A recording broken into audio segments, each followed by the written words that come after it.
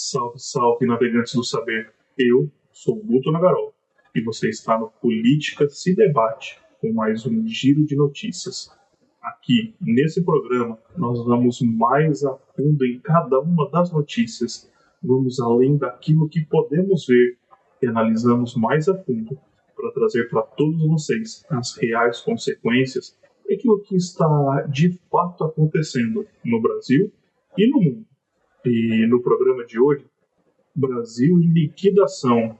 Parece que Lula foi à China vender o país e será entregue em papel de presente. Câmara versus STF. O embate continua. Parece que a coisa vai se acirrar. Michel Temer trabalha por uma terceira via na eleição de 2026. Mas será que é só ele? Fiquem ligados, teremos essas e muitas outras notícias no vídeo de hoje, mas logo depois da nossa vinheta. Fiquem aqui conosco.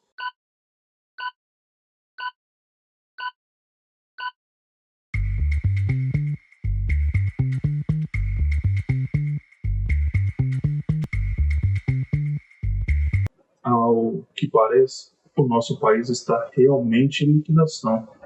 O presidente Lula, depois de se encontrar com ditadores na Rússia, foi diretamente para a China, que além de gastar um valor exorbitante para ficar em hotel de luxo, suítes presidenciais, levando ao pé da letra socialismo para o povo e o melhor do capitalismo para mim, desfrutando do que há de melhor.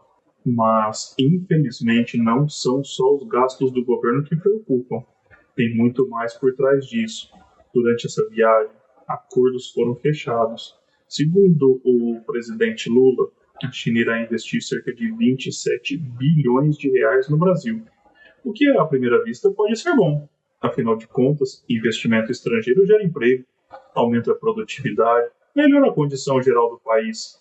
Mas lembre-se, aqui o nosso olhar é diferenciado. Nós vamos mais além da notícia. Tem se tornado prática nos últimos anos a China investir pesado em países em desenvolvimento, em países pobres.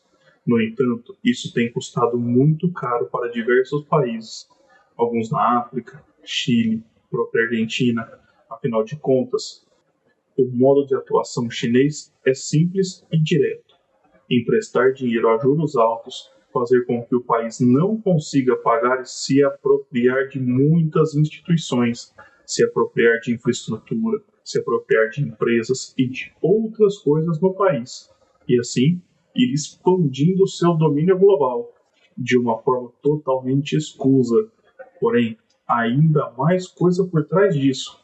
Ao se alinhar a ditadores como Vladimir Putin e Xi Jinping, Lula coloca o Brasil numa posição delicada. Afinal de contas, ele prefere se afastar do Ocidente e negociar com o Oriente de ditadores.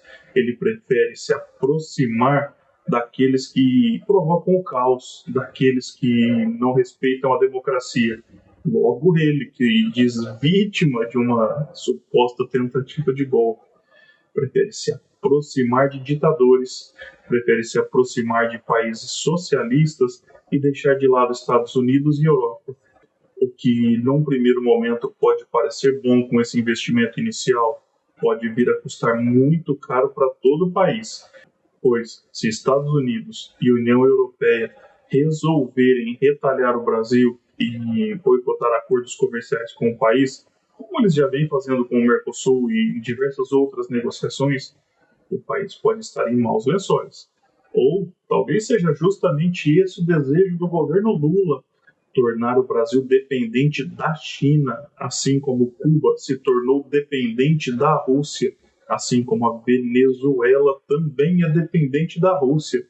E vejam bem, Cuba e Venezuela hoje, a miséria que vivem, o caos que passam, uma população que sofre.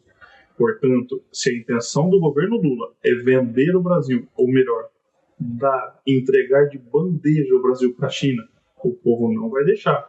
Nós devemos reclamar e proteger-nos, proteger a nossa nação, pois o modo chinês é impiedoso. Ele pode tomar conta de todo o país e toda a população irá pagar. Novamente, lembro Venezuela e Cuba, dependentes do socialismo russo. Que fim que levaram? A que triste caminho estão seguindo? Não queremos isso para o nosso Brasil. Temos que nos levantar e reclamar e protestar e não nos deixar calarmos por essa corja, por esse grupo que tomou de assalto o Brasil. Câmara versus STF. O embate continua. No dia de hoje, Hugo Mota foi informado que deverá dar explicações a Alexandre de Moraes sobre a paralisação do processo de Alexandre Ramagem. Aquele processo que parece ser o estopim de uma verdadeira guerra institucional no Brasil. Afinal de contas, há muito o STF não respeita as leis. Há muito tempo, o senhor Alexandre de Moraes desrespeita todo o processo legal, tomando para si o poder, agindo como um ditador, como um tirano. No entanto, a Câmara dos Deputados resolveu agir, e agir dentro da lei, seguindo a Constituição. E dentro dessa lei, e dentro do que rege a Constituição do Brasil, determinaram por 315 votos, ampla maioria da Casa, que o processo deve ser paralisado. Afinal de contas, Alexandre Ramagem tem imunidade parlamentar, conforme prevê a própria Constituição. No entanto, o ministro Alexandre de Moraes se nega a aceitar o que foi aprovado pelos deputados e tentou reverter a decisão junto com a primeira turma do STF, junto com seus amigos, Flávio Dino, Cristiano Zanin, Carmen Lúcia. Todos eles foram a favor de reverter e cancelar o que foi feito pela Câmara. No entanto, Hugo Mota não se abateu. O presidente da Câmara resolveu seguir aquilo que foi a vontade da maioria da Casa. Afinal de contas, o processo legal foi seguido. E uma vez que ele foi seguido, não há com que se preocupar. E também o presidente da Câmara alega que esses 315 deputados são representantes do povo. Então, eles têm poder e dever de fazer e agirem como agiram. No entanto, tal ato de desobediência poderá desencadear em nova reação de Alexandre de Moraes, e agora contra o próprio Hugo Mota. Afinal de contas, já desenterraram uma suposta delação que implica ele. Será que o Alexandre de Moraes irá começar a persegui-lo? Será que Alexandre de Moraes irá continuar jogando sujo com o país, como ele vem fazendo há muito tempo? Porém, André Mendonça, um outro ministro do STF, esse nomeado por Bolsonaro, já vem com um tom mais ameno, já vem com um tom mais racional.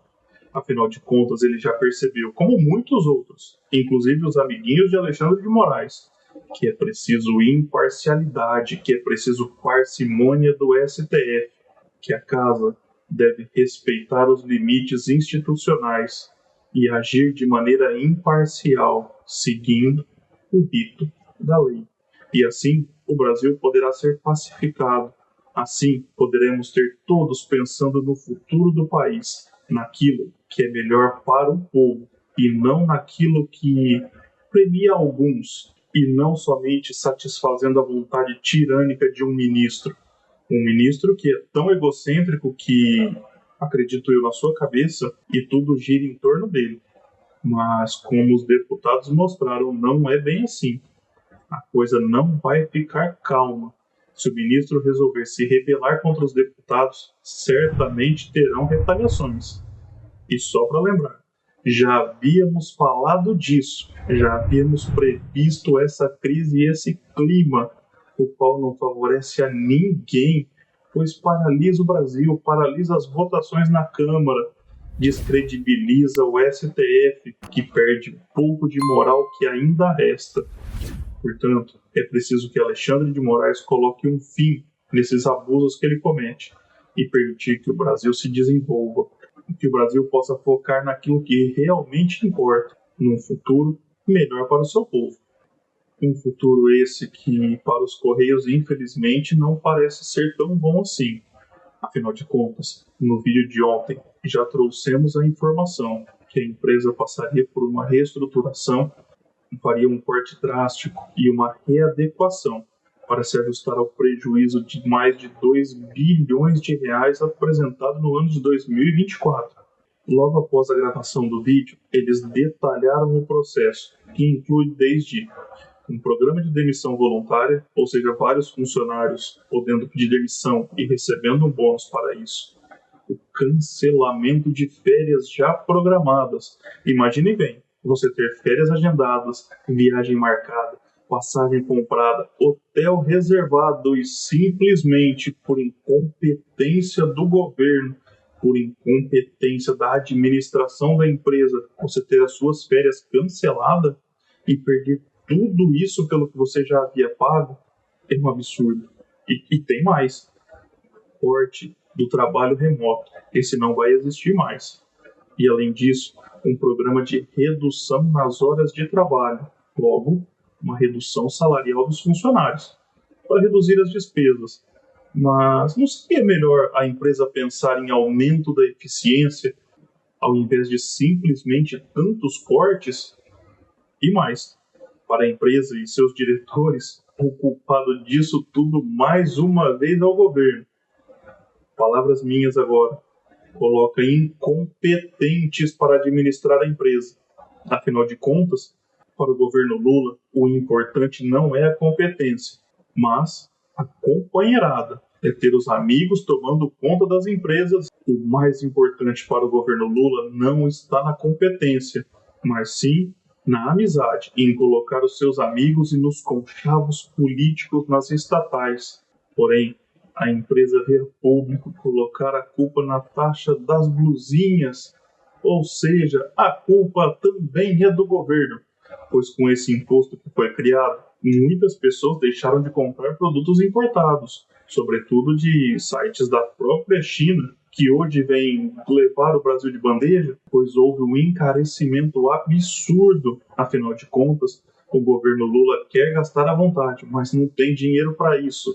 Então, tenta achar uma forma de tomar o dinheiro do povo a qualquer custo, e isso prejudicou os Correios. Fiquem atentos, traremos um infográfico explicando as diferenças entre uma empresa privada e uma empresa estatal, e o porquê desse prejuízo dos Correios vai impactar no seu bolso. Afinal de contas, é dinheiro do governo que irá para cobrir esse rombo. Mas como bem disse Margaret Thatcher, não tem essa coisa de dinheiro público. O dinheiro é dos pagadores de impostos. Você, eu e todos nós. Portanto, nós pagaremos essa conta mais uma vez. Mais uma conta da incompetência do PT. Até onde vamos aguentar isso? Se o embate entre a Câmara dos Deputados e o STF não tem fim, a crise do INSS continua também. Essa é outra novela que a cada dia ganha um novo capítulo. E vieram à tona várias votações onde a esquerda aprovava projetos que afrouxavam as leis e as regras para concessão de empréstimos através do INSS.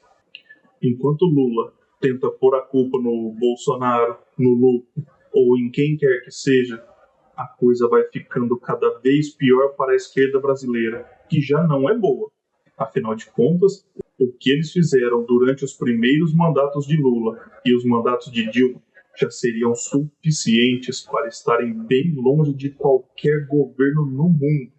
Mas, infelizmente, o Brasil ainda insiste em votar nesses crápulas, insiste em colocá-los no poder. E com o passar do tempo, a verdade começa a vir à tona. Mas, mesmo que Lula tente pôr a culpa no Bolsonaro, cada notícia nova, cada fato novo que surge, implica mais o seu governo e a esquerda. E digo mais, se a culpa realmente é do Bolsonaro, se realmente começou durante o governo Bolsonaro e ele tem a ver com isso, por que a esquerda insiste em não assinar o pedido de CPI? Porque o governo tenta tanto barrar essa CPI? Porque sabe que essa fraude é ligada a sindicatos, que essa fraude é ligada àqueles que atuam com trabalhadores e com aposentados, e atuam em favor do governo, que fazem campanha, que vestem o vermelho, que literalmente colocam a camisa do PT. Mas não tem nada a ver com Bolsonaro, não. E a verdade virá. Fiquem atentos. desde que foi consumada a saída do Reino Unido da União Europeia, o chamado Brexit, em 31 de dezembro de 2020. Esse é um tema que tem sido recorrente em todos os governos. Praticamente todos os primeiros ministros do país vêm abordando o tema da imigração e buscando endurecer e dificultar cada vez mais a entrada de imigrantes nesse país. E com o governo de Keir Starmer, dos trabalhistas, a esquerda do país não é diferente.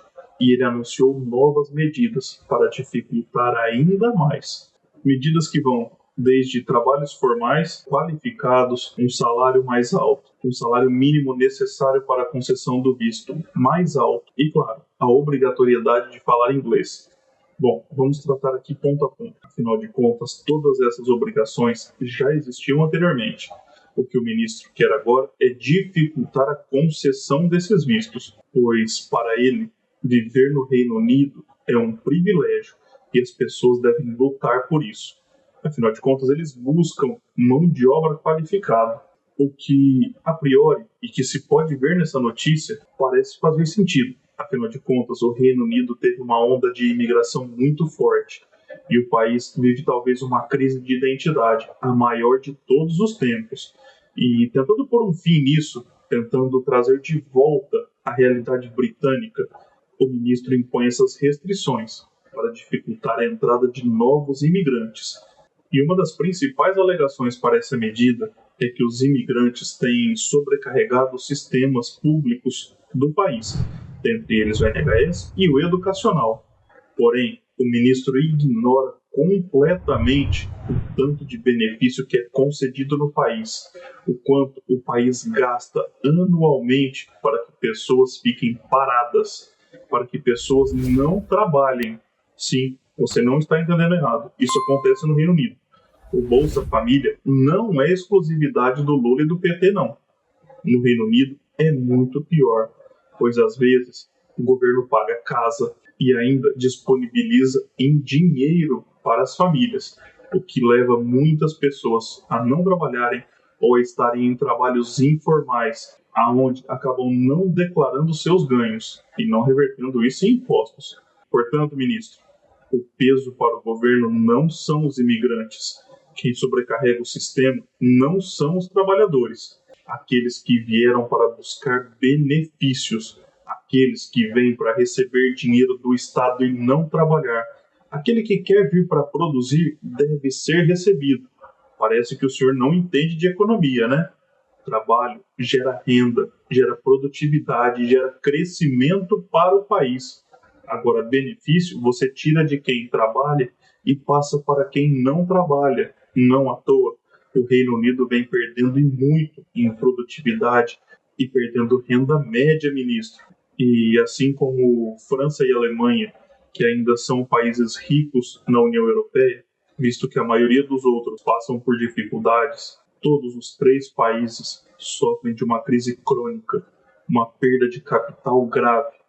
Ministro, atacar a imigração pode ser eleitoreira, mas o que pode realmente mudar a história do país é acabar com benefícios vitalícios sem controle, fiscalizar. Não estou dizendo para do dia para a noite acabar com tudo, não. Pelo contrário, é preciso dar um tempo, mas também é preciso cobrar que essas pessoas retornem em produtividade para o país. Não é aceitável que quem trabalhe pague para um grupo de pessoas estarem em casa sem fazer nada, ministro. É preciso corrigir essa distorção. É preciso tomar uma atitude sobre isso, ministro. Afinal de contas, é aí que mora o problema. Porém, como eu bem digo sempre, político não está preocupado em resolver problema, mas sim em ganhar a próxima eleição. E o assunto imigração no Reino Unido é muito forte para dar votos, né, ministro? Falta coragem devida para atacar o problema na sua raiz. Espero que um dia o Reino Unido tenha políticos capazes de honrar o cargo e atacar o problema na raiz e voltar a ser grande como foi um dia. E por último, e mais importante, Michel Temer trabalha nos bastidores para criar uma terceira via, e uma terceira via forte. Ele está tentando juntar no mesmo grupo Tarcísio de Freitas, Atinho Júnior, Ronaldo Caiado e Romeu Zema, de maneira a isolar Jair Bolsonaro, de modo a fazer com que o bolsonarismo perca força nas eleições de 2026.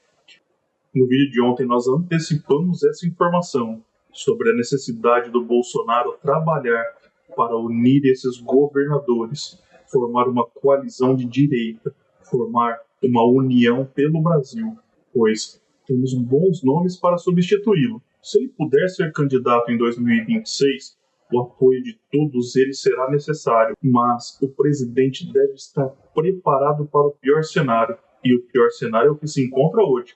Ele está inelegível. Portanto, é necessário trazer para próximo todos esses governadores, deixar os egos de lado, colocar na mesa um futuro para o Brasil. Caso contrário, o teatro das tesouras irá continuar. E digo mais, essa vontade de Michel Temer é compartilhada com mais alguém, e alguém que vem trabalhando forte para isso, o senhor Alexandre de Moraes. Embora muitos não tenham notado, a sua atuação no STF, que foi de juiz a tirano em pouquíssimo tempo, tem um único objetivo, que é reviver o PSDB.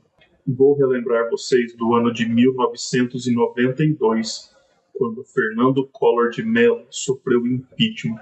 Na ocasião, o PSDB se colocou do lado do então presidente Itamar Franco, deu todo o suporte e todo o apoio para o presidente, participou do governo, foi ativo e teve papel fundamental na criação do Plano Real, o que levou depois à eleição e reeleição de Fernando Henrique Cardoso, trazendo certa notoriedade para o partido, que, embora não tenha feito presidente, governou diversos estados importantes por muito tempo. Afinal de contas, por mais de 20 anos, foi o partido que governou o estado de São Paulo, o estado mais rico e mais importante do Brasil. Governou por muitos anos, embora alternando com o PT, Minas Gerais, outro estado importantíssimo. Porém, aos poucos foi perdendo relevância, sobretudo depois das eleições de 2014, quando Aécio Neves perde a eleição para Dilma Rousseff. E os movimentos de libertação do Brasil, que já estavam nas ruas, se intensificaram, ganharam força. Porém, diferente de 92, o PSDB se retirou. Não quis ter um papel central no governo de Michel Temer. Abriu espaço para o bolsonarismo e abriu espaço para a direita verdadeira do Brasil. Afinal de contas, Brasil Paralelo tem um documentário muito bom sobre isso. Recomendo que vocês assinem. E não, esse vídeo não é patrocinado. Estou apenas divulgando a plataforma, pois ela é de muita qualidade. Sou assinante e assisto tudo que eles produzem. É realmente muito bom. Assistam Teatro das Tesouras, onde eles mostram que PT e PSDB são a mesma coisa, não diferem em nada. Talvez na grife, talvez na roupa. Mas voltamos. Surgiu então o bolsonarismo, ou uma direita verdadeira, cansada desses políticos, cansada de ser assaltada por eles. Com isso, o PSDB foi perdendo cada vez mais relevância, sendo relegado a um segundo, terceiro escalão da política brasileira. Porém, estão tentando a todo custo mudar isso. E o senhor Alexandre de Moraes, perseguindo Bolsonaro e seus aliados, é um trabalhador forte para que isso aconteça. Essa tentativa de Michel Temer em criar uma terceira via me soa como algo para ressuscitar o PSDB. Mas, lembro a vocês, uma ideia que já foi plantada, ela não volta atrás. Esse partido não irá voltar, por mais que eles trabalhem forte, por mais que o senhor Alexandre de Moraes atue como um tirano e persiga cada vez mais os opositores do governo Lula e bolsonaristas do nosso Brasil, essa ideia já nasceu e ele não irá conseguir apagar. Não tentem ressuscitá-la, deixe o Brasil caminhar para o futuro, permitam que o país volte aos trilhos da prosperidade. Isso que vocês querem fazer é um crime contra a nação. Permita que o país seja livre. E esse foi o nosso giro de notícias de hoje. Espero que vocês tenham gostado do conteúdo. Então, deixe o seu curtir, compartilhe o vídeo com seus amigos, comente aí uma notícia ou algo que você gostaria de ver no nosso canal, inscreva-se no nosso canal ative o sininho para receber as notificações de vídeos novos. Um abraço e até o próximo vídeo.